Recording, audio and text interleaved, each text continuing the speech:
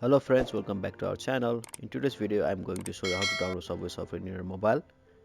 So for Android you can just go to your Play Store, and for iOS you can just go to your App Store. I'll just go to Play Store here, and on the top you can see your search bar. You can just click on that, just type Subway Surfers here, and on the top right you can see your install button. You have just click on that.